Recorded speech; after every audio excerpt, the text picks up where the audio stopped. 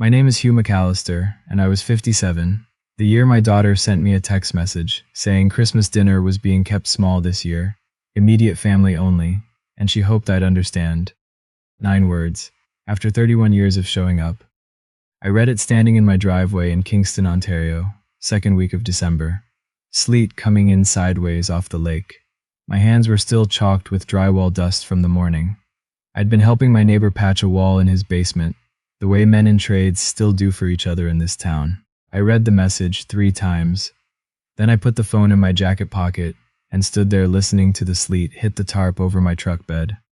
Immediate family. 7 years ago, I was the one who drove 4 hours in a February snowstorm to be at the hospital when my grandson was born. But somewhere along the way, I'd been reclassified. Before I take you any further, if you've ever been told, politely and cleanly, that you don't quite fit the version of the family someone else is building, hit that like button and subscribe, because this story is for you. Tell me in the comments where you're watching from tonight. I'd genuinely love to know who's sitting up with me. Now let me take you back. My wife Linda died of ovarian cancer when our daughter was 15 and our son was 11. She was 43. One spring she had a backache she couldn't shake. By fall she was gone. I remember standing in the hospital corridor afterward thinking, I have 2 kids at home and I have to drive back and tell them. I was an electrician, journeyman ticket, then master electrician. Then I ran my own small outfit for 20 years. Nothing glamorous, mostly residential and light commercial work around Kingston and Frontenac County. After Linda died, I kept the business going because I had a mortgage and 2 kids in school and no other choice. I took every job that came in. I coached my son's hockey team on Saturday mornings, even when I'd been under a crawl space in Napanee the night before. I drove my daughter to piano lessons across town on Thursdays, sat in the parking lot with a thermos of coffee, drove her home. Not once did I tell her it was inconvenient. She played beautifully. She still does, I think, though I haven't heard her play in some time. I wasn't a perfect father. I worked too much. I let silence stretch too long at dinner when I was too tired to fill it. But I was there. I was always there. I want you to understand what that text cost me. It wasn't a seat at a table. It was everything I'd poured into that word, family, for 30 years. I can tell you exactly when things started shifting. It started with my son-in-law. My daughter brought him home 5 years ago, just before the holidays. He worked in wealth management at a firm in Toronto's financial district. Bay Street money. The kind of job where the suit costs more than someone's car payment. He had a firm handshake and the kind of smile you see in investment brochures, warm and confident and saying nothing at all. He looked around my house the way someone appraises a property they'd never buy. It's got real character, he said, touching the doorframe I'd built myself from reclaimed pine. Very authentic. He called me by my first name from the first day. That might sound like a small thing, but the small things are what tell you the most. The first Christmas after they married, he suggested they host at their place in the Junction. We'll do something elegant. Don't worry about bringing anything. I showed up with a butter tart pie, Linda's own recipe, and set it on the counter, and my son-in-law looked at it and said they'd already sorted dessert, but I shouldn't feel bad about the gesture. That was year 1. Year 2, I got the address by text the afternoon before. Year 3, my granddaughter had a school recital I heard about through Facebook a week after it happened. It was very last minute, my daughter said, in the careful way of someone repeating words they'd been given to say. My grandson Finn was 8 by then. He's 9 now. All energy and questions, laughs with his whole body the way kids do before someone teaches them to hold it in. When he was small, I used to take him out to the rink on Saturday mornings. Just the 2 of us, a double-double from Tim's, an hour on the ice before the town woke up. He called my old leather skates Grandpa's dinosaur boots. Last spring, I bought 2 tickets to see the Leafs at Scotiabank Arena. Good seats. Saved 3 months for them. You promise? He said when I told him. You and me, I said. We'll take the 401 in and make a full day of it. He told his whole class. I heard that through my daughter, and she was smiling when she told me. Then the visits started getting canceled. My son-in-law was always reasonable about it. Finn had a tournament. Finn had tutoring. Finn had a commitment they'd forgotten to mention. I drove over twice with birthday gifts and got turned around halfway down the street. I told myself the man was just busy. I told myself a lot of things. The week before that December text arrived, I'd tried to arrange a simple lunch. Just me and my daughter, half an hour, coffee somewhere near her place. She said she'd check her schedule. I never heard back. When I called, my son-in-law answered her phone. She's tied up at the moment. You know how December gets. Maybe after the new year settles. His voice was perfectly pleasant. It was always perfectly pleasant. So when the text came, immediate family, sorry, hope you understand, I wasn't entirely surprised. But something in me went very still in a way that had nothing to do with the cold. I didn't beg. I won't do that. I went inside, made tea, and sat at the kitchen table, where Linda and I used to do the crossword on Sunday mornings. Her handwriting is still in the margins of the puzzle book in the drawer. I leave it there. I sat and thought for a long time. Then I called my son. Victor lives in Fredericton. He took a job with a provincial engineering firm 8 years ago, and married a woman from the St. John River Valley, and never came back, which I consider a mark of good judgment. He picked up on the second ring, even though it was nearly 10 at night. Dad, what's up? I told him about the text. I kept my voice level the way I always do. He was quiet for a moment. Then, come here, drive over for Christmas. I'll set up the spare room. We'll watch the game on the big TV and eat too much, and you can help me swap out the bathroom exhaust fan. You've got your own life over there, Vic. You are my life, you stubborn old electrician. Get in the truck. So I booked Christmas in Fredericton, right there at the kitchen table, and something shifted in my chest the way ice shifts in March. Slowly, then all at once. 2 days later, something else arrived. A letter. Heavy envelope, proper stamps, my name handwritten on the front. The return address was the Kingston Community Foundation. I stood at the mailbox and read it in the December cold. The foundation's annual gala was in 4 days. They wanted to recognize me for 20 years of community service, and what followed was a list I had never seen assembled in one place. When the old community center on St. Lawrence Avenue needed new electrical panels after a flood, I'd done the full job, materials and labor, and asked the director not to say my name. When a nonprofit called Frontenac Housing Support started running electrical safety inspections for low-income families in aging homes, I'd volunteered my master ticket every spring for 15 years. I'd mentored 7 apprentices through their hours properly, not just supervised them, and I'd covered the first 2 years of one young man's fees at St. Lawrence College through an anonymous donation when his family couldn't make it work. I didn't know they'd trace that back to me. I folded the letter into its envelope. I put it in the kitchen drawer beside the crossword book. I thought about calling my daughter to tell her. Then I thought, why would I? She'd told me there was no room at her table. There was certainly no room for this. But I stood at that counter a long while and something settled in me. Not anger. Something steadier. For years I'd measured myself by whether my family still needed me. That letter reminded me there was a whole city that had never stopped seeing me. I called the foundation director, a woman named Margot, sharp and warm in equal measure, and told her I had a long drive on Christmas Eve and the timing was tight. She said, Hugh, the gala is the 23rd. You're driving the 24th, do the arithmetic. I told her I wasn't built for standing in front of rooms. Then sit there and let us say thank you, she said. You've been refusing recognition for 20 years. Give us one evening. That night, before I could overthink it, Finn called me on his old iPad. His face filled the screen too close, the way kids always hold a camera. Grandpa, are you coming for Christmas? I chose my words carefully. You don't pour grown-up poison into a child's cup. Not this year, bud. I'm going to visit Uncle Victor way over in New Brunswick. His face fell, but the Leafs game you promised. The game is still on. That's a spring promise, and spring is still coming. He looked down, then back up, and lowered his voice like a small conspirator. Grandpa, did you and my dad have a fight? Why would you think that? Because he told me you were busy this year, but you don't seem busy. You seem sad. 9 years old, they see everything. I'm not sad, I said, keeping my voice like still water. I love you. Your mom loves you. That's the only part that matters right now. He considered that. Will you still make the game happen? I will, Pinky promise, and you know I keep those.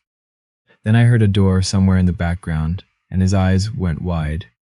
I gotta go, Grandpa. The screen went black. I sat at my kitchen table with my hands flat on the wood and made a decision right then that had nothing to do with a Christmas dinner. I went to the gala. The Legion Hall on Princess Street was full when I walked in. 150 people, maybe more, tables with candles, string lights strung along the rafters, the smell of roast beef and coffee. I knew half the room by name and the other half by their houses. Margot met me at the door and steered me to a seat near the front like she expected me to bolt. I nearly did. She went to the microphone and started talking about me.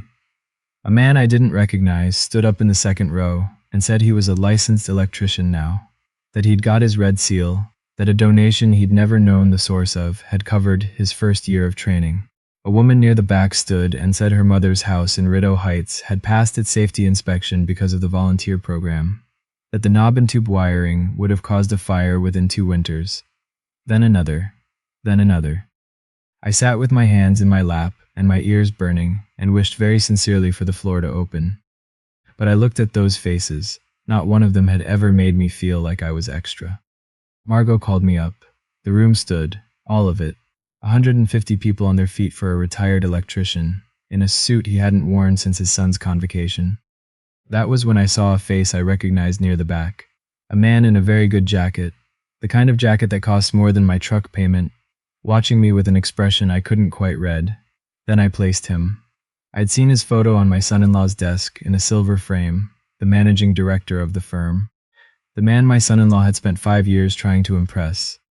He found me by the coffee table afterward. "Hugh MacAllister," he said, extending his hand.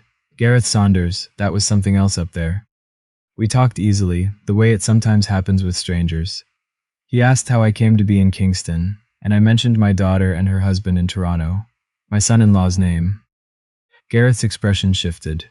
Not dramatically, a small recalibration, like a man fitting 2 pieces together that he hadn't known belonged to the same puzzle. "He's one of my senior advisors," he said carefully. "He's been with the firm 4 years. A pause. "He's never once mentioned you, and believe me," he looked back at the room, at the people still milling, at Margot near the plaque with my name on it. "If my senior advisor's father-in-law were the man this whole room just stood up for, I'd have led with it at every client dinner." I didn't know what to say, so I said nothing. "That's interesting," Gareth said half to himself. "That's actually very interesting." He shook my hand and went back into the crowd. I stood there with a paper cup of coffee, turning it slowly. My son-in-law had spent 5 years building an image, curating his life the way you curate a portfolio, and he'd been meticulous about what he left out of it. It had never occurred to him that the 2 worlds, the one he was climbing toward and the one he'd quietly dismantled, might touch each other at a Legion Hall in Kingston over bad coffee in December. I didn't arrange that. I couldn't have. I just stopped standing quietly in the corner he'd put me in. The next evening I drove east in the dark, the Trans-Canada clean and quiet, spruce trees standing black against the snow on either side. Somewhere east of Rivière du Loup, the sleet started again and I let the road take all my attention. I pulled off at a Tim Hortons outside Edmundston, just past the New Brunswick border, and took out my phone. 23 missed calls, my daughter's name over and over, stacked like a column of small accusations, and one text underneath them. "Dad, please call me back when you can. I'm so sorry. I didn't know any of it." I sat in the parking lot with the engine running, the Tim Hortons sign throwing orange light across the snow, and I stared at those words for a long time. I didn't know. I thought about the butter tart pie on the counter, about Finn's face on a screen telling me I seemed sad, about the crossword book in the drawer. I called her. She answered before the first ring finished. "Dad." Her voice broke on that one word. "I'm here," I said. "Talk to me." The foundation had posted the gala on their social media that evening. Photos, Margot's speech, the names of the families who'd stood up. The whole city had shared it. Her phone had started going off at 9 o'clock. Neighbors, parents of kids she'd grown up with. "Your dad wired the community center for free. Your dad trained my nephew. Your dad kept our old house from burning down."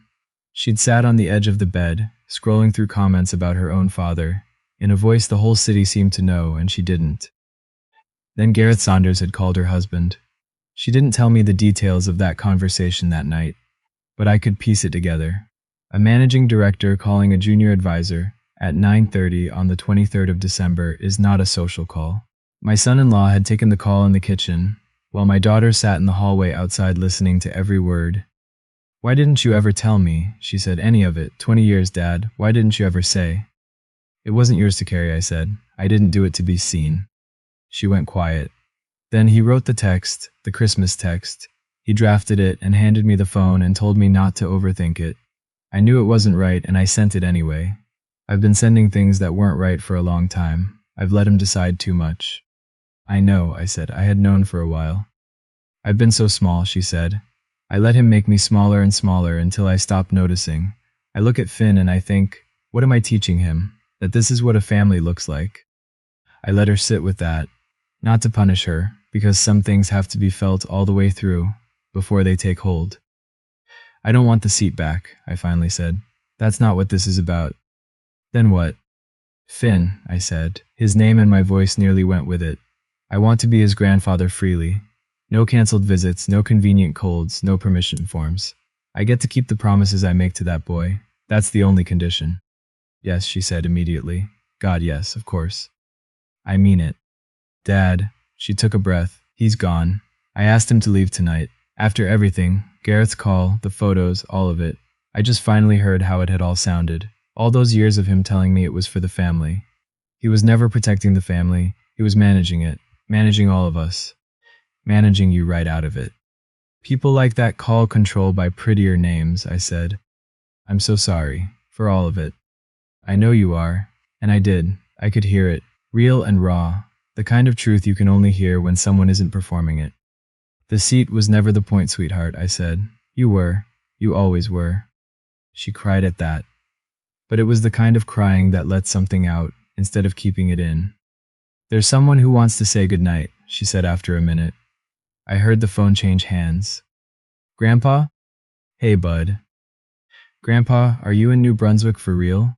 "Stop for a coffee. It's snowing." "Is it always snowing there?" "Seems like it." He laughed, that full, unguarded laugh that I'd missed for months. Something tight in my chest let go all at once. Then his voice went serious the way it did when something mattered to him. "Grandpa, the Leafs game, are we still doing it?" "You and me," I said. "Scotiabank Arena, spring." "You still have the tickets?" "Kitchen drawer, right where I left them." He was quiet for a second, then quietly, "I kept the photo of us at the rink last year. I never deleted it. I had to look out the window at the dark and the snow to keep myself together." "I know you did, bud," I said. "And this spring we're going to take 100 more." "Pinky promise?" "Pinky promise, and you know I keep those." "I know," he said. "You always keep those." I drove the rest of the way to Fredericton through quiet roads and clean dark. Victor was in the doorway when I pulled in, backlit, grinning like a boy. He didn't say anything clever. He just pulled me into a hug, right there in the driveway, cold, and held on. "You came," he said. "You told me to." "First time you ever listened to a thing I said." We went inside and he made tea, and we watched the late game and talked about nothing much. His work, a new arena he was helping design, a woman named Aoife he wanted me to meet in the spring. Christmas morning, we walked the river trail and came back and ate far too much. That afternoon, my daughter called on video, and Finn pressed his face against the screen the way he always does. 2 tables, 1 family, 1,000 kilometers of Trans-Canada between them, and more warmth in that small house than I'd felt at a holiday in years. Victor raised his glass. "To Dad," he said, who finally figured out he was allowed to be wanted. I couldn't speak, so I just raised mine back. Later, at the sink doing dishes, he bumped my shoulder with his. "You know what your problem always was? You kept eating at the wrong table." I laughed because it was true, and because if I hadn't laughed, I'd have been useless for the rest of the evening. My son-in-law's professional fall was quiet, the way those things are when they're real. Men who build their lives around image don't collapse loudly. They just stop rising, and then they slip. Gareth Saunders made some quiet decisions in the new year. A significant account moved to another advisor. A promotion that had been quietly discussed went somewhere else. When you spend 5 years telling people you know how to manage perception, and then someone looks behind the frame and doesn't like what they find, a charming handshake can only do so much repair work. I didn't celebrate it. I want to be honest about that. I made no calls, sent no messages, said nothing to anyone.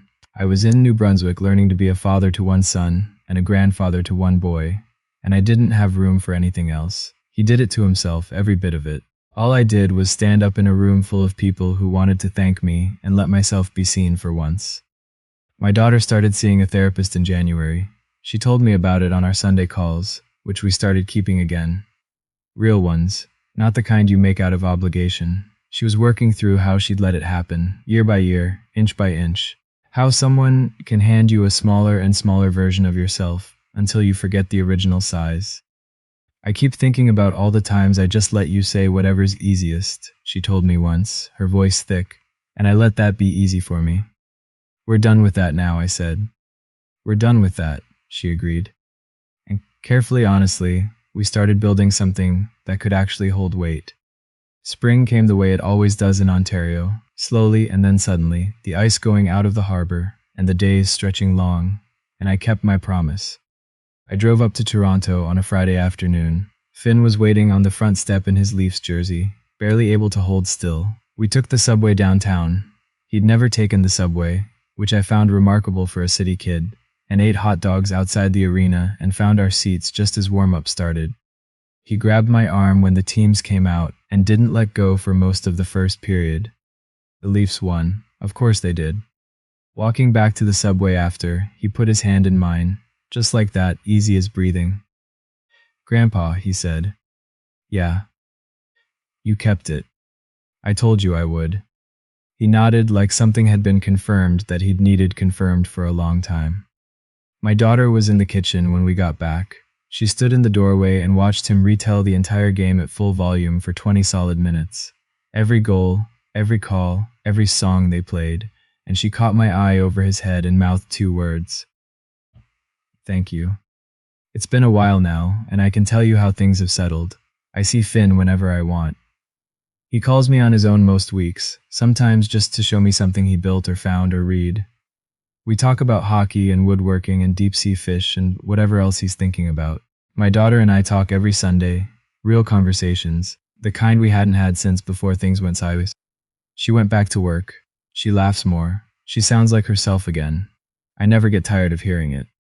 My son-in-law is gone from the picture, not chased out, not destroyed, just no longer able to stand in a family that finally saw clearly what he'd been doing.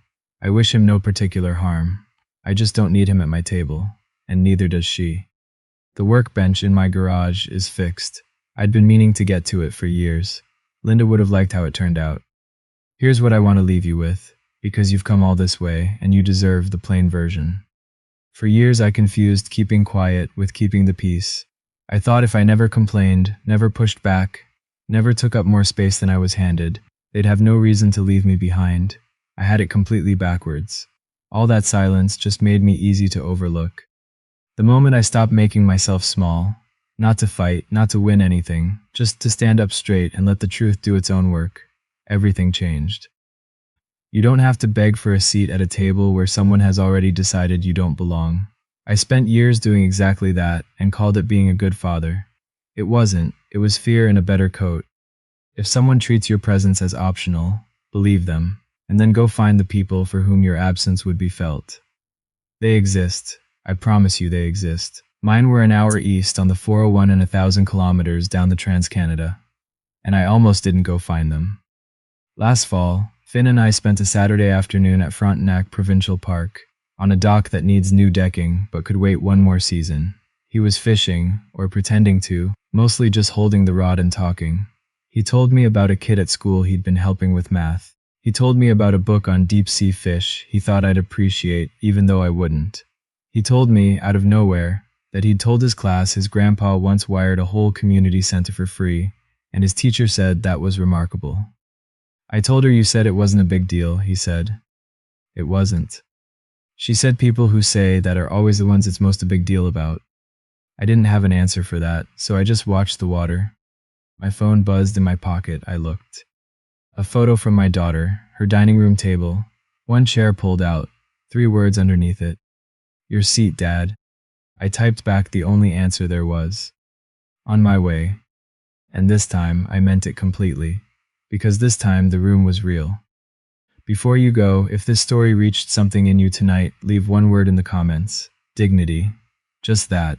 So I know you stayed with me all the way to the end. Like this video and subscribe, because next week I have a story about a mother handed the invoice for a wedding she was never once consulted on. And I promise you, you will not see where that one lands. Thank you for being here tonight. There is always a seat at this table for you. I'll see you in the next one.